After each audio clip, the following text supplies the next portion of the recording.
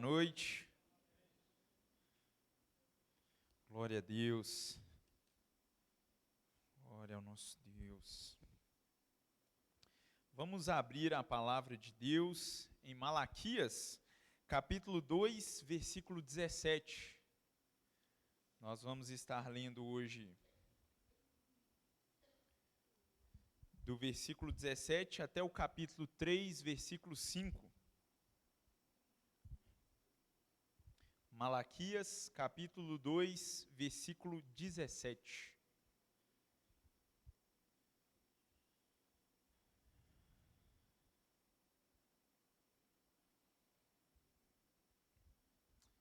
Amém? Todos encontraram? Aqui está na NVI, né? Pode deixar na NVI, eu vou ler na ARA, mas nós vamos ver algumas palavras diferentes aqui na NVI. Irmãos, antes de nós começarmos, estive trazendo essa mensagem de manhã, e uma reflexão que é muito importante de nós fazermos é o seguinte: a palavra de Deus, ela é para nós, amém? A palavra de Deus, ela é para nós.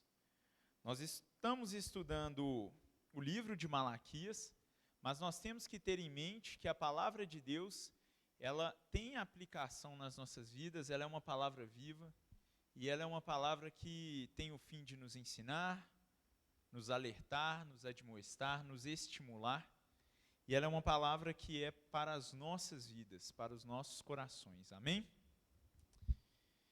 Antes de nós irmos aqui para o texto, eu gostaria de relembrar um pouco sobre o contexto em que esse livro se passa. Nós temos a nação de Israel voltando do cativeiro babilônico, e a situação econômica e política do povo não era uma situação agradável. Nós tínhamos ali ao redor impérios, nós tínhamos povos mais fortes, povos que até mesmo cobravam impostos, povos que politicamente estavam mais fortes que a nação de Israel. Israel já não tinha mais toda aquela riqueza de outrora. Se nós pegarmos, por exemplo, o tempo de Davi, o tempo de Salomão, já não existia mais aquela riqueza. Isso não dizia respeito somente à questão política e econômica, mas também dizia respeito às questões relativas ao santuário. E o povo tinha uma expectativa muito grande relacionada ao Messias, relacionada a uma segunda glória que foi profetizada no livro de Ageu. O povo nutria essa expectativa, mas ao mesmo tempo nós vimos que aquilo não estava acontecendo do jeito que eles queriam. E por isso a gente encontra um povo desanimado, um povo desmotivado, a classe sacerdotal, a liderança religiosa da época, agindo de forma desleixada, induzindo o povo ao erro, e o povo oferecendo qualquer coisa a Deus. Nós vimos no capítulo 1 que o povo começa a questionar o amor e a fidelidade de Deus. Então chega a um ponto tal que eles questionam se Deus realmente os ama, se Deus realmente é fiel para com eles. Onde está o Senhor? Veja a nossa situação. E Deus responde ao povo dizendo: olha, eu amei vocês desde o princípio, eu amei Jacó, eu chamei Jacó e me aborreci de Esaú. Um Deus que havia tirado aquele povo da escravidão, tirado aquele povo do Egito, e o povo começa a questionar o amor de Deus. No capítulo 1 nós vemos também que o povo estava entregando qualquer coisa a Deus, cultuando a Deus de qualquer forma. E o povo dizia que estava cansado, a obrigação religiosa, os hábitos ali religiosos, os rituais para eles não fazia mais muita diferença. Trazendo para o nosso contexto, eles estavam indo para a igreja por ir. Aquela coisa, não, tem que ir lá, né? É uma obrigação, tem que oferecer sacrifício. E aí eles pegavam o pior que eles tinham e entregavam a Deus. Coisa que nenhum homem aceitaria, não é? Tanto que Deus diz para eles: olha, pega o que vocês estão me oferecendo e dê ao governante para você ver se o governante vai aceitar. Dê ao imperador para ver se ele vai aceitar. Dê ao rei humano para ver se ele vai aceitar. O povo pegava o animal defeituoso, o animal com algum problema, aquele animal que não seria utilizado, e entregava ao Senhor. E já linkando, né, o capítulo 1 e o capítulo 2, o que era mais terrível ainda é que a classe sacerdotal apoiava isso. A própria classe sacerdotal, além de passar um pano, digamos assim, para o povo, ainda estimulava que o povo entregasse qualquer coisa. E existe uma dura repreensão no capítulo 2 do Senhor aos sacerdotes, às lideranças, dizendo o seguinte: olha, a vontade que eu tenho para com vocês é de pegar os excrementos dos animais e esfregar no rosto de vocês. O Senhor dá um duro juízo sobre os sacerdotes, que estavam agindo de forma negligente. E nós temos que lembrar que nós estamos falando de uma nação que foi uma nação chamada por Deus para receber a lei do Senhor. Foi uma nação separada por Deus para ter o conhecimento do Deus verdadeiro. Em meio a vários outros povos, várias outras nações, um povo chamado por Deus para ter aquele conhecimento. E Deus se mostra zeloso quanto ao culto, Deus se mostra zeloso quanto às ofertas, e o povo não está nem aí para Deus. Está tratando o culto como se não fosse nada. E Deus, ele mostra o quanto ele está irado com essa situação. E não parava, a questão toda não parava somente no culto que eu falo dentro do templo. Também estava na atitude do povo. E nós vimos semana passada que o povo estava se dando em casamentos que não eram permitidos por Deus, e o divórcio estava sendo cometido de forma deliberada, o divórcio estava sendo cometido como se não fosse nada, a quebra de aliança estava sendo feita. Afinal de contas, um povo que já estava quebrando constantemente a aliança para com Deus, também quebrava a aliança para com o próximo. E Deus, ele mostra o quanto ele abomina o divórcio, e o quanto não é recomendado que um cristão, trazendo aqui para o nosso contexto, se una com uma pessoa que não professa a mesma fé.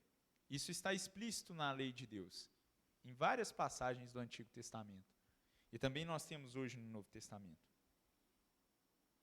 Então, o contexto, o pano de fundo é esse.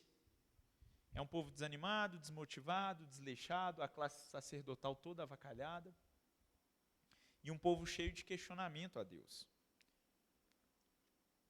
E uma coisa que nós temos que pensar sempre em relação a questionamentos a Deus é o seguinte: Deus não é devedor de nada a ninguém, meus irmãos. Isso é muito sério. Parece um pouco autoritário, mas é real. Deus não é devedor de nada a ninguém. E hoje nós veremos mais um questionamento do povo a Deus. Vamos ao texto.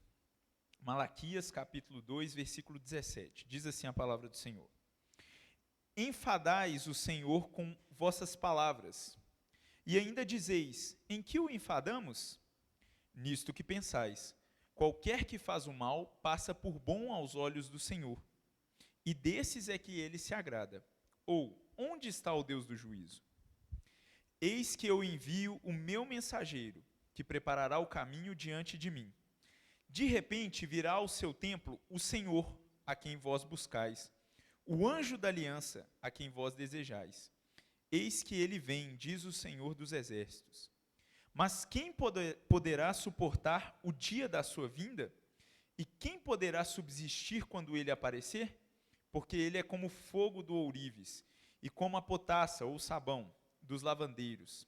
Assentar-se-á como derretedor e purificador de prata. Purificará os filhos de Levi, e os refinará como ouro e como prata. Eles trarão ao Senhor justas ofertas. Então, a oferta de Judá e de Jerusalém será agradável ao Senhor, como nos dias antigos e como nos primeiros anos. Chegar-me-ei a vós outros para juízo. Serei testemunha veloz contra os feiticeiros e contra os adúlteros, e contra os que juram falsamente, e contra os que defraudam o salário do jornaleiro e oprimem a viúva e o órfão, e torcem o direito do estrangeiro. E não me temem, diz o Senhor dos exércitos. Amém? Baixe sua cabeça, vamos orar a Deus. Senhor Deus, muito obrigado pela Tua palavra, Pai. O Senhor zela pela Tua palavra, e é um privilégio para nós termos a Tua palavra, Deus, termos acesso à Tua palavra. Senhor Deus, que em nome de Jesus o Senhor possa falar conosco nessa noite, como o Senhor sempre tem falado, Deus. Pai, que em nome de Jesus os nossos corações possam estar quebrantados diante do Senhor. Se porventura há alguém aqui que o coração está duro, Deus, que está morno espiritualmente ou frio, que o Senhor possa aquecer os corações, Deus. Por favor, não deixe que fiquemos dentro de uma igreja, ó Deus, sentados num banco de igreja com os nossos corações, ó Deus, frios ou mornos diante do Senhor. Que em nome de Jesus a Tua palavra não seja apenas conhecimento intelectual para nós, mas que ela possa se tornar prática, Deus. Que ela vá fundo em nossos corações e que em nome de Jesus ela possa levar, ó Deus, transformação, que ela possa, ó Deus, nos estimular, nos exortar, nos admoestar, em nome de Jesus, Deus. Pai, eu também te peço, livra-me do erro, Deus, em nome de Jesus Cristo. Tenhas misericórdia da minha vida. Sem o Senhor, Deus, nós nada podemos fazer. É só através da Tua graça e da Tua misericórdia. Deus, vai fazendo a Tua obra através do Teu Santo Espírito nessa noite. Em nome de Jesus, amém. Irmãos, o versículo 17 começa mostrando que Deus ele está cansado em relação ao povo. Ele está cansado em relação à atitude do povo. E meditando nessa passagem, uma analogia que nós temos que pensar é o seguinte: vocês já viram criança pirracenta? Muito pirracenta? Eu sou professor, todo ano passa mais ou menos 250 adolescentes por mim, em média. Eu já vi muita criança e muito adolescente pirracento. E sabe quando você vai suportando, e não tem só criança não, viu gente? A gente coloca a criança, coitada da criança, tem adulto pirracento também. Sabe quando você vai suportando, mas aquele negócio ele vai te incomodando, a ponto que sua paciência vai chegando ao final? Deus ele estava assim com o povo, ele estava assim com o questionamento do povo. Aquele povo toda hora com ingratidão em relação a ele, questionando, oferecendo qualquer coisa, desobedecendo aos mandamentos do Senhor, querendo basicamente jogar Deus contra a parede, como se Deus fosse devedor de algo. E nós temos que entender que Deus ele é plenamente longânimo. Nós vimos isso aqui quando nós estudamos os atributos de Deus. Deus é plenamente paciente. Você, tem dia que nós acordamos e a nossa paciência já está ali meio no limite, a gente estoura antes da hora. Deus não. Deus, em sua paciência, em sua longanimidade, estava cansado daquele povo. Já estava, de certa forma, ali, sabe quando você está, Deus já estava saturado do comportamento daquele povo. Então o versículo 17 começa dizendo, olha, vocês estão cansando o Senhor com as suas palavras e com os pensamentos de vocês. E qual palavra, qual pensamento se refere especificamente a esse versículo 17? O texto vai nos responder. Nisso que vocês estão pensando. E o que o povo estava pensando e dizendo? O povo estava questionando a justiça de Deus. O povo estava questionando se de fato Deus era um Deus justo. Basicamente acusando Deus de ser injusto. E essa acusação que o povo estava fazendo, fica aqui explícito para nós, que ela era uma acusação sendo feita de duas formas. Uma pior do que a outra. A primeira, a gente percebe na pergunta final, onde está o Deus do juízo? Ou seja, o povo estava questionando o seguinte, olha, as coisas estão acontecendo, nós vemos nações que são iníquas, nações que são pecadoras, as desigualdades. E onde está o Deus que julga todas as coisas? Se nós fôssemos trazer isso para o mundo contemporâneo, o povo estava pensando como os deístas. Mateus, o que é o deísmo? O deísmo é uma corrente filosófica que fala que um ser superior criou a humanidade de forma racional, um ser que tem uma capacidade superior, e largou a humanidade. Não se preocupa com a moralidade, não tem nenhum conceito moral, nenhum conceito escrito. Isso é o deísmo. Então, o povo que recebeu a lei do Senhor, nós temos que ter isso claro, o povo que foi tirado da escravidão no Egito, um povo que os pais viram as maravilhas no deserto, um povo que viu o templo ficar cheio da glória de Deus, estava questionando se Deus realmente se preocupava. O povo que sabia que Deus era um Deus santo, um Deus zeloso, estava assim, olha, esse Deus não está nem aí mais não. E para além disso, como se esse questionamento já não fosse absurdo, eles ainda questionavam de uma outra forma, que era pior ainda. Um questionamento mais grave. Está aí no versículo 17. nisto que vocês pensam, ou na NVI, nisso que vocês dizem. Qualquer que faz o mal, passa-se por bem aos olhos do Senhor, e é desses que ele se agrada. Além de acusar Deus de ser omisso em relação à justiça, o povo estava acusando Deus de retribuir com bem o mal. O povo estava acusando a Deus de, olha, as pessoas que praticam o mal são as pessoas que Deus se agrada. Meus irmãos, que questionamento terrível, hein? Ao Deus justo, ao Deus santo, que questionamento terrível. Mas era o pensamento do povo. E parece que isso está lá atrás, que isso está longe de nós, mas não está. Nós vemos fora da igreja muitas pessoas questionando a Deus devido às desigualdades e às mazelas, às maldades que existem no mundo. E infelizmente vemos também pessoas dentro da igreja, quando eu falo da igreja aqui, eu estou falando da igreja visível, dos templos, questionando a Deus quando algo em suas vidas não está acontecendo da forma como elas queriam que acontecesse. Questionando se Deus é justo. Ah não, mas olha lá o meu vizinho não serve a Deus, mas ele tem prosperidade material, o casamento dele é legal, e não sei o quê, Deus não é justo. Nós temos que lembrar de algumas coisas sobre a justiça de Deus. Algumas nós vamos ir comentando aqui ao longo do texto. Mas é importante nós lembrarmos o seguinte, meus irmãos, a justiça de Deus, ela é uma justiça que também age com misericórdia. E nós temos o péssimo hábito de pedir justiça para o outro e misericórdia para nós. Se Deus fosse agir somente com o rigor da justiça, Ele não fará isso porque Ele é pleno em seus atributos. Mas se Deus fosse agir de justiça, somente justiça para com as nossas vidas, todos nós, sem exceção, estaríamos condenados. Nós não somos merecedores de misericórdia e graça. Mas o povo estava questionando. E isso é gravíssimo. Só que Deus ele vai dar uma resposta. Quando eles perguntam, olha, onde está o Deus do juízo? Deus vai dar uma resposta ao povo. E essa resposta está no versículo 1 do capítulo 3. Eis que eu envio o meu mensageiro, que preparará o caminho diante de mim. De repente virá ao seu templo o Senhor, a quem vocês buscam, o anjo da aliança, a quem vocês desejam. Eis que ele vem, diz o Senhor dos Exércitos. Deus responde o seguinte para o povo. Vocês estão questionando onde está o Deus da justiça. Mas eu enviarei diante de vocês o meu mensageiro. E aqui nós temos que fazer uma diferença para a compreensão do texto ficar mais clara, que é em relação a esses dois mensageiros. Aqui existem algumas interpretações, mas biblicamente tem uma interpretação que ela é mais coerente, que é a seguinte. A primeira interpretação é a seguinte. Todo mundo percebeu que tem dois mensageiros, em algumas passagens o segundo não é nem mensageiro, é o anjo da aliança. Na NVI está mensageiro da aliança, na Almeida Revista e Atualizada está o anjo da aliança.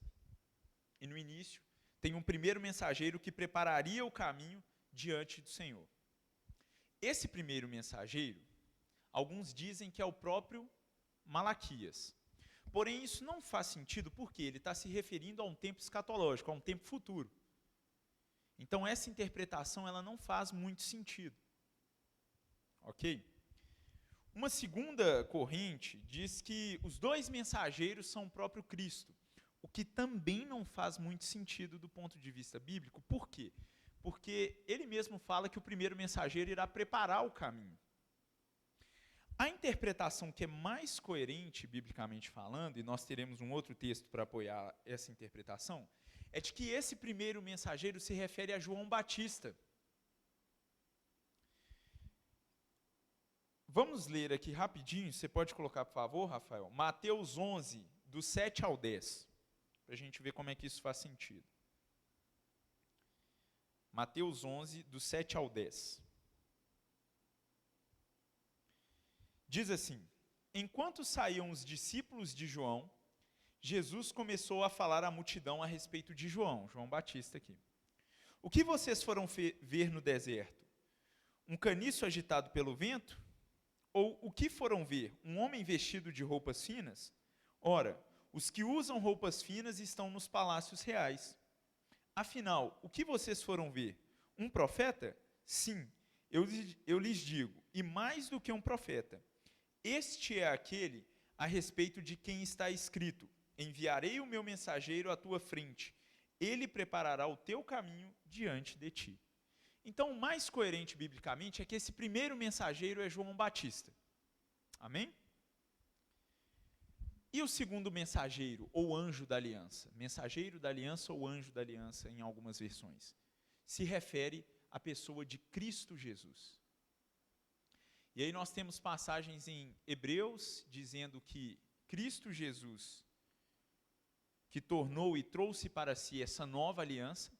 Nós temos o próprio Jesus Cristo afirmando essa nova aliança em Lucas 22, 20. Onde ele diz: este é o cálice, é a nova aliança no meu sangue derramado em favor de vocês. Então, o mensageiro da aliança é Jesus Cristo. Amém? E o que Deus está dizendo para o povo é: olha, eu enviarei diante de vocês o mensageiro da aliança. Eu enviarei diante de vocês a minha justiça. E é esse quem vocês buscam. Lembrem que o povo esperava na profecia que o Messias viria. Que a glória do templo seria maior, a glória do segundo templo seria maior do que a do primeiro templo, e de fato é. Mas nós temos que entender qual glória é essa. E é isso que o Senhor está dizendo no versículo 1. Eu estou enviando diante de vocês. E vamos lembrar que assim, nós como seres humanos, nós somos muito imediatistas, né? A gente quer um negócio para ontem. Mas as coisas acontecem no tempo de Deus. E não é porque Deus está dormindo. É porque Deus, ele executa a sua justiça com a sua benevolência, com a sua bondade, com a sua paciência. O Senhor tem o tempo certo para todas as coisas. Cristo é enviado. E qual que vai ser a obra desse mensageiro da aliança? Qual será a obra de Cristo? Qual será a obra do Messias? Está no versículo 2. Diz assim: mas quem poderá suportar o dia de sua vinda? E quem poderá subsistir quando ele aparecer? Porque ele é como o fogo do ourives e como a potassa, o sabão dos lavandeiros. Aqui nós temos duas figuras que revelam qual será a obra do Cristo, qual será a obra de Jesus. Nós temos o fogo do ourives e temos o sabão do lavandeiro. E eu nunca tinha visto o fogo do ourives, né? Não é uma profissão comum. Você conhece alguém que é ourives? Às vezes você conhece, mas eu decidi entrar no YouTube e pesquisar sobre essa questão do fogo purificando um metal precioso. Eu nunca tinha visto. E é muito interessante. Alguém aqui já viu? Assim, ou presencialmente, ou por vídeo. É bem interessante, depois vocês joguem lá na internet. O cara tira uma pedra, a pedra é toda feia, toda estranha, assim, com cores diferentes. Aí ele joga a pedra num produto, dá uma primeira limpeza ali, em alguns produtos, né, produtos específicos. Só que ainda assim a pedra continua feia, o ouro. Né, o vídeo que eu vi era uma pedra de ouro. E aí depois ele pega aquela pedra, no caso era um maçarico industrial, ele vem com aquele maçarico e começa a maçaricar aquilo ali por um tempo. E aí, a partir daquilo, os metais que não são preciosos vão sendo derretidos e vão juntando em forma de uma outra pedra e vai ficando ouro. Aí a pedra começa a ficar bonita. É muito interessante. Aí o ouro começa a ter um aspecto realmente amarelo e é bem interessante. E o sabão no caso do lavandeiro é um sabão diferente daquele que a gente tem hoje. Ele era um sabão mais áspero, para poder retirar de maneira mais forte as impurezas. Ele não era esse sabão lisinho que nós temos hoje. Até mesmo o sabão de barra, hoje ele é mais lisinho. Ele era um sabão mais áspero. E o que essas duas analogias aqui, elas trazem para nós? Elas trazem que o Messias, o Cristo, ele vem trazer a separação. Ele vem trazer o juízo e a purificação. Ele vem retirar para um lado aquilo que não presta e colocar do outro lado aquilo que presta. O próprio Cristo fala disso em Mateus 25:31, quando ele diz assim: quando o Filho do Homem vier em sua glória, e aqui está se referindo à segunda vinda de Cristo, com todos os anjos, ele se assentará em seu trono na glória celestial. Todas as nações serão reunidas diante dele, e ele separará uma das outras, como o pastor separa as ovelhas dos bodes, e colocará as ovelhas à sua direita e os bodes à sua esquerda. Então, qual será a obra do mensageiro da aliança? Separar, purificar.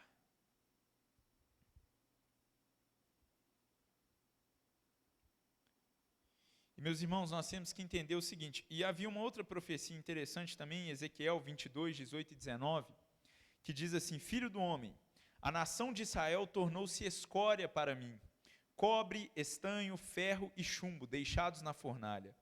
Não passa de escória de prata. Então, o próprio Deus, ele coloca aqui que haverá uma separação. E, meus irmãos, na segunda vinda de Cristo, nós teremos o Messias juiz, o Messias juiz. Cristo, ele veio como Messias salvador, em sua primeira vinda. Ele veio como cordeiro. Na sua segunda vinda, ele virá como leão. E nós temos que refletir, e Deus está trazendo aqui para aquele povo um ar, sim, de temor e de condenação. Nós temos que refletir que aquele dia será maravilhoso para alguns e será terrível para outros. E no próprio versículo 2, o Senhor diz o seguinte: mas quem poderá suportar o dia da sua vinda? E quem poderá subsistir quando ele aparecer? Vocês que estão questionando a minha justiça, quem poderá ficar de pé na segunda vinda do Messias? É um tom de ameaça, meus irmãos. É um tom para aquele povo abrir os olhos.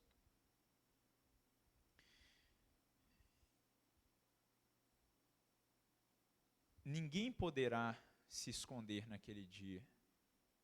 Ninguém poderá fugir naquele dia.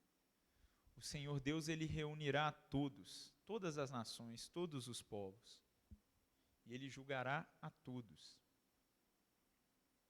E isso é muito sério. Não se enganem achando que a injustiça ficará por injustiça. Ela fica nesse breve período aqui de 80 anos para alguns, um pouco mais, um pouco menos para outros. Eu digo isso porque nós vemos várias injustiças, né?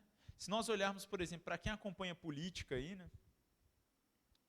Às vezes a gente vê o cara fazendo umas barbaridades e pouco tempo depois o cara está impune, ainda sai dando risada. Meus irmãos, nada ficará impune diante do Senhor. Nada ficará impune. Isso é muito sério. E no versículo 3, diz assim: assentar-se-á como derretedor e purificador de prata, novamente usando aqui a imagem do ourives e do fogo do ourives, e purificará os filhos de Levi, e os refinará como ouro e como prata. Eles trarão ao Senhor justas ofertas. Meus irmãos,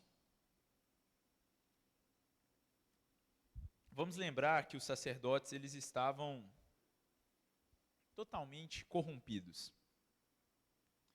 E aqui o Senhor Deus está dizendo o seguinte: olha, o juízo não é só para o que está lá fora. Às vezes nós pensamos assim, não é? A gente pensa, nossa, será terrível para aqueles que estão lá fora. Porém, nós veremos aqui à frente que a palavra de Deus, ela não garante que o juízo é terrível só para quem não frequenta uma igreja evangélica. Esse não é o crivo, esse não é o critério. Mas no meio do povo de Deus, ou melhor, no meio do povo de Deus, quando eu estou dizendo aqui, eu não estou falando da igreja invisível, eu estou falando no meio das igrejas, no meio da classe sacerdotal, no meio das lideranças, o Senhor tirará aqueles que estão corrompidos. O Senhor purificará, o Senhor julgará. Não existe passada de pano porque ele é sacerdote. O Senhor purificará a tribo de Levi.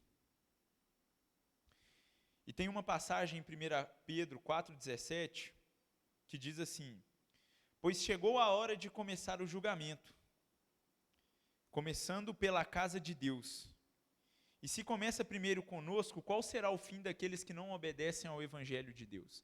E se a gente continuar lendo esse texto de 1 Pedro, ele vai dizer que, até mesmo para aqueles que buscam o Senhor, a salvação será algo desafiador na caminhada. Nós cantamos aqui hoje: já estou crucificado com Cristo. É cruz, é renúncia, é morte. E aqui em 1 Pedro ele está dizendo: olha, nós teremos que o começo do julgamento passará pela casa de Deus. Então no versículo 3, Deus está falando para os sacerdotes: eu purificarei vocês. Eu purificarei a tribo de Levi. Vamos lembrar que o orgulho religioso na nação era muito grande, até no período de Jesus, né? Nós somos filhos de Jacó, nós somos filhos de Abraão. E o próprio Cristo vai dar uma faca tramontina ali e fala o seguinte: olha, das pedras Deus pode levantar filhos de Abraão. Cuidado. E trazendo aqui para a nossa aplicação, porque às vezes a gente pensa só lá. Muito cuidado, meus irmãos. O fato de nós estarmos dentro de uma igreja evangélica não quer dizer nada. Assim, quando eu falo não quer dizer nada, quem ama a Deus participa, é membro de uma igreja evangélica. Mas o fato de ser membro de uma igreja evangélica não quer dizer que você é salvo. Jesus diz que no último dia ele dirá: apartai-vos de mim, eu nunca vos conheci, longe de mim vocês que praticam a iniquidade.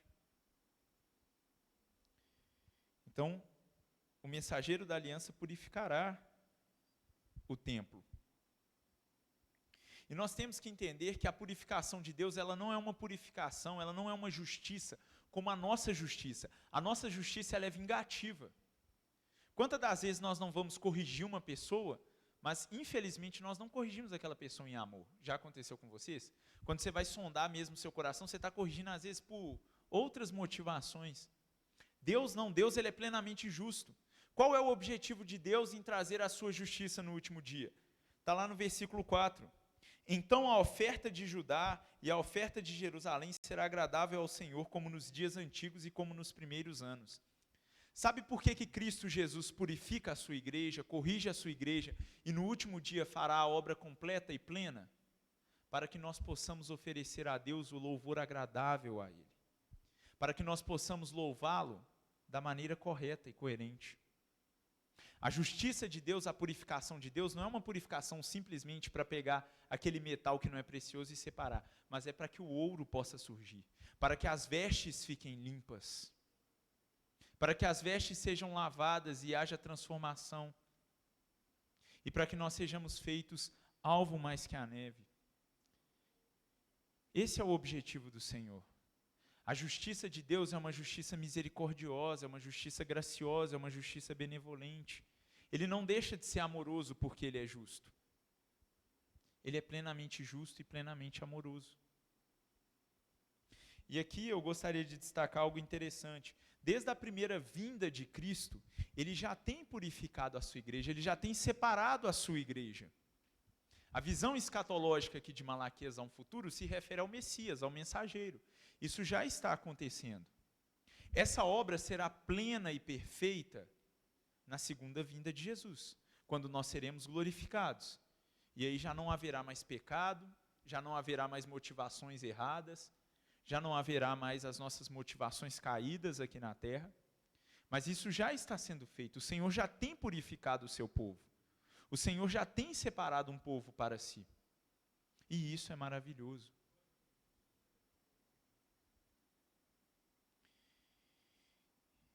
E meus irmãos, uma última coisa aqui no versículo 4.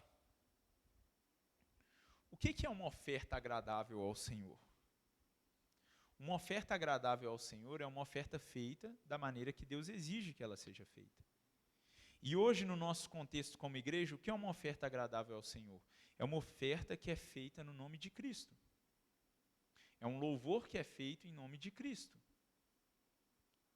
Então nós temos que sempre ter isso em mente, para nós não acharmos que às vezes é porque nós temos algum mérito, ou porque talvez quando você está louvando aqui na igreja, a equipe de louvor é uma equipe que canta bem, e canta muito bem, e toca muito bem, mas é porque é o nome de Cristo que é exaltado. Nas nossas vidas o mesmo. O que é uma oferta agradável ao Senhor? É uma vida de obediência e de devoção a Deus. Sempre lembrando que o mérito reside em Cristo. A graça, a misericórdia foi derramada na cruz do Calvário. Amém? No versículo 5, o Senhor continua e diz assim: chegar-me-ei a vós outros para juízo. Então, onde está o Deus do juízo? Olha, eu estou chegando a vocês. Serei testemunha veloz. Deus não tarda. Nós falamos isso aqui no início. Deus não demora. Deus, ele é paciente, ele é longânimo, ele é benigno, mas ele não tarda.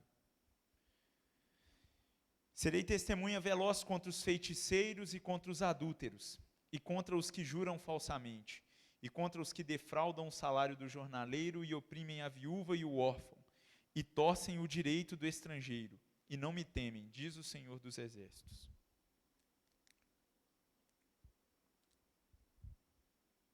Muitas pessoas, infelizmente até em muitos púlpitos, se nós lêssemos essa passagem hoje, a pessoa iria dizer o seguinte, muitos diriam: Mateus, isso é lá no Antigo Testamento.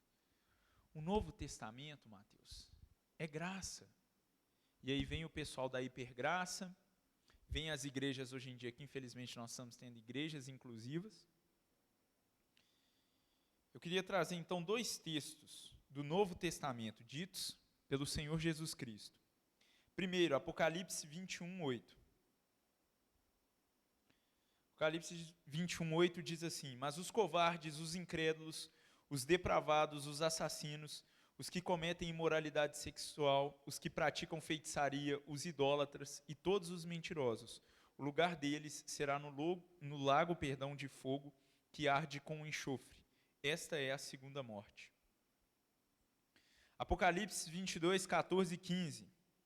Felizes os que lavam as suas vestes, para que tenham direito à árvore da vida, glória a Deus, e possam entrar na cidade pelas portas. Fora ficam os cães, e cão na cultura judaica não é igual cão na nossa cultura. Cão na nossa cultura está valendo mais do que ser humano. Eu estava falando aqui hoje de manhã, que essa semana uma colega minha de trabalho falou que comprou uma mansão para o cachorrinho dela. A mansão custou R$ 1.600. Falei, minha filha, você ganha salário de professor mesmo? Comprou 1.600 a mansão. O cão na cultura judaica não era um animal bem visto, um animal de dentro.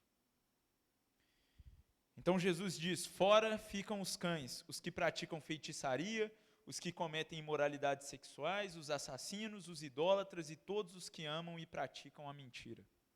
Meus irmãos, Deus, ele abomina a prática da iniquidade. E eu sei que essa é uma mensagem pesada. Eu sei que essa é uma mensagem que a gente não gosta de ouvir. Mas é palavra de Deus. Na segunda vinda do Messias, ele irá separar. E aqueles que amam e que pecam deliberadamente contra Deus e que não se arrependeram, não se quebrantaram diante do Senhor, esses serão lançados fora. E é interessante porque Deus, vamos lembrar aqui do contexto, o Senhor está falando à classe sacerdotal, o Senhor está falando ao povo de Israel. Às vezes a gente fica transportando isso para fora da igreja, mas isso serve para nós trazermos uma mensagem dessa dentro da igreja. Meus irmãos, é muito sério isso. É muito sério isso que é pregado aqui. E o Senhor Deus, o próprio Deus, está dizendo que Ele será testemunha veloz contra aqueles que tais coisas praticam.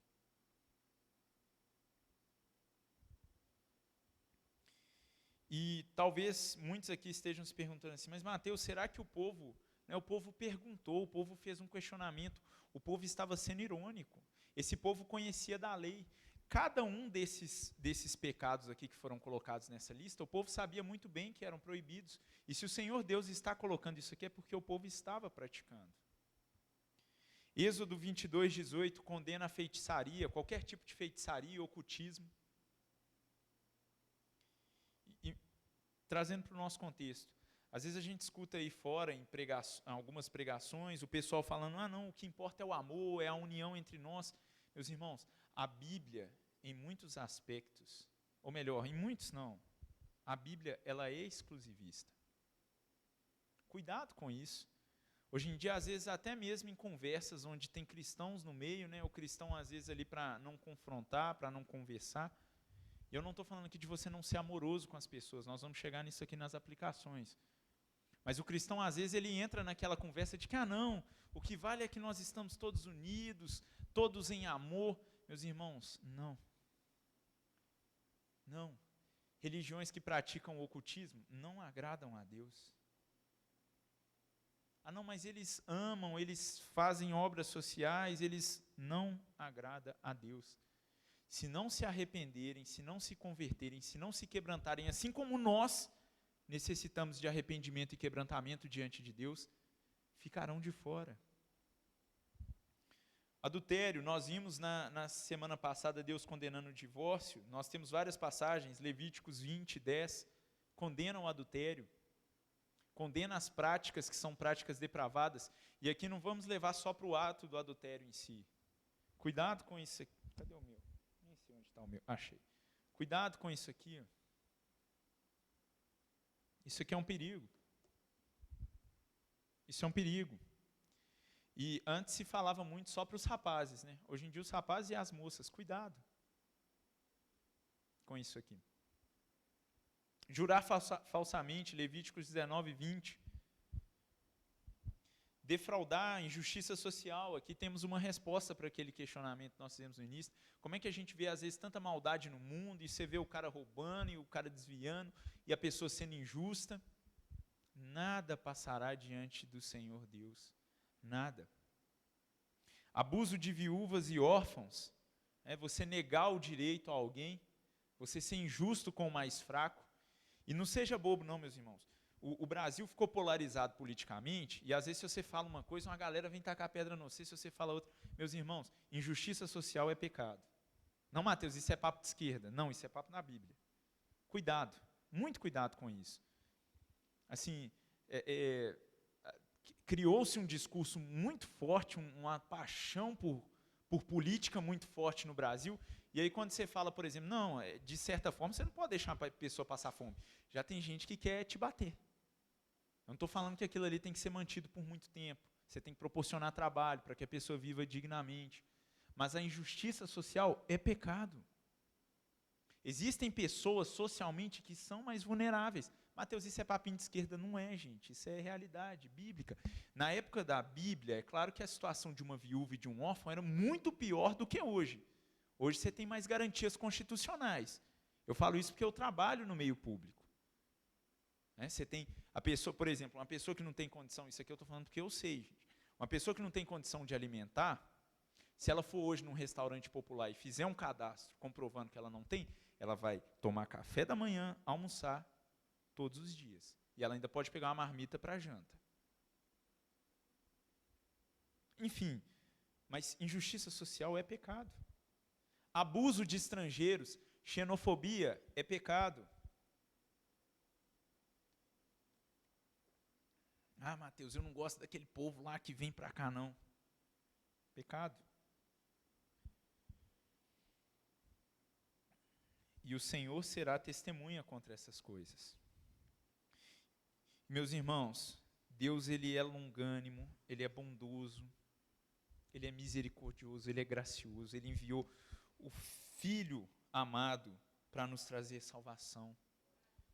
Mas terrível coisa é cair nas mãos do Senhor. Terrível coisa. Porque contra um juiz humano, você pode dar suas justificativas, você pode questionar até a moralidade do juiz. Agora, contra o Deus Santo e Todo-Poderoso, não há questionamento. E Deus está falando aqui para os sacerdotes e para o povo dele. Vamos trazer algumas aplicações práticas para nós. Primeira, não questione a Deus. Deus, em primeiro lugar, porque Deus não é devedor de nada. Em segundo lugar, meus irmãos, porque Deus, Ele é pleno em todas as coisas. E se Deus não fosse longânimo com as nossas vidas, a começar da minha, nós estaríamos perdidos. Se Deus não fosse bondoso comigo, se Deus não fosse misericordioso comigo, eu estaria perdido. Então, muito cuidado com essa questão de, Deus, onde o Senhor está? Onde o Senhor se encontra? Muitos, na Bíblia, alguns homens, procurando passagens aqui, salmistas, perguntaram, questionaram a Deus, onde está o Senhor? Mas, geralmente, no final do Salmo, você encontra lá eles falando assim, mas eis que eu vi o fim do ímpio, e o fim do ímpio é a sua destruição. Então, muito cuidado.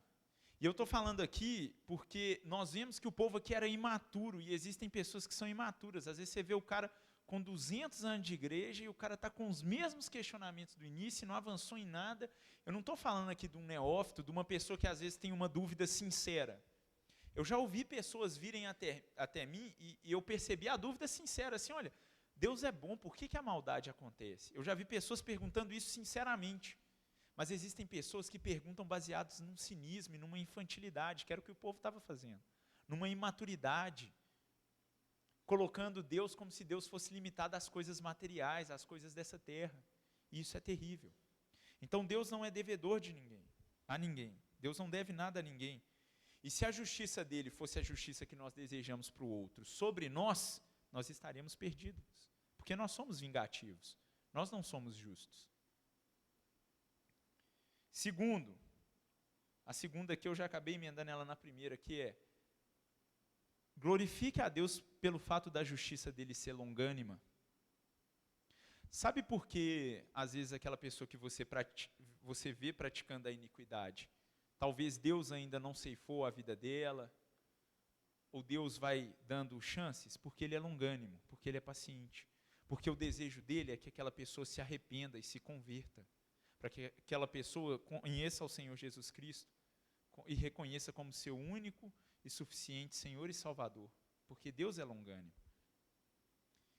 Então é até feio para nós, cristãos, questionarmos, não, Deus, mas por que você não fez nada ainda com fulano? Porque Ele está dando uma chance. Terceira aplicação, ao olhar para os ímpios, para aqueles que praticam a iniquidade, nós devemos ter misericórdia. Nós devemos olhar para eles, e aqui, meus irmãos, eu estou falando a respeito da condição espiritual deles. Eu não estou falando perante a lei humana, tá? Porque tem gente que confunde isso. Exemplo, para dar um exemplo, um criminoso tem que cumprir a pena dele. Ponto final, beleza?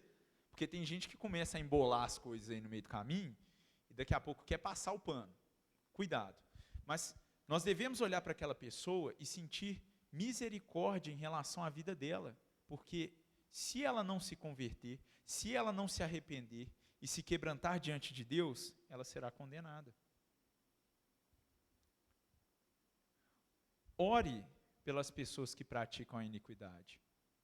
Evangelize as pessoas que ainda estão na prática da iniquidade. Seja misericordioso.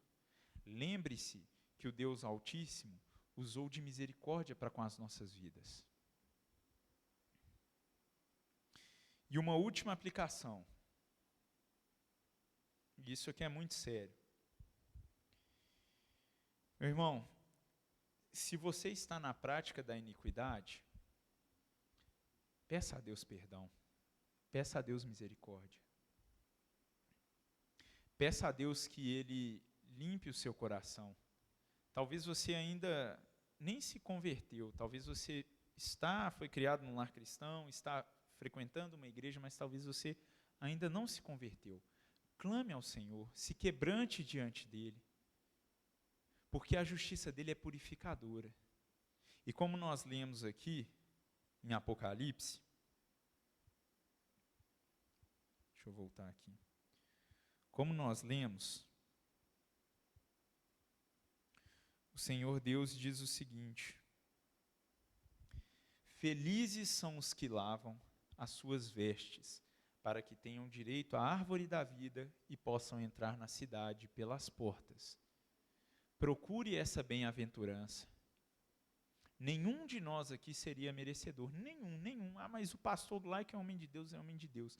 Mas é graça, é misericórdia de Deus, é o fato de Deus ser plenamente justo e plenamente misericordioso. É o fato de Deus ter castigado, colocado o castigo sobre o seu filho e não sobre nós. Então, se você está na prática da iniquidade, clame ao Senhor, se quebrante diante dele, peça a Deus. Mateus, mas para mim não tem jeito. Tem jeito sim, você está respirando, não está? 2 olhão aí aberto? Tem jeito sim. Deus está sendo longânimo para com a sua vida. Deus está sendo benevolente, está permitindo que você acorde, que você respire, que você viva mais um dia. Deus está enviando essa palavra aqui para você hoje. Olha que Deus amoroso. Se quebrante diante dele. Se arrependa e creia no Senhor Jesus Cristo. Amém? Fique de pé, vamos orar a Deus. Vamos agradecer.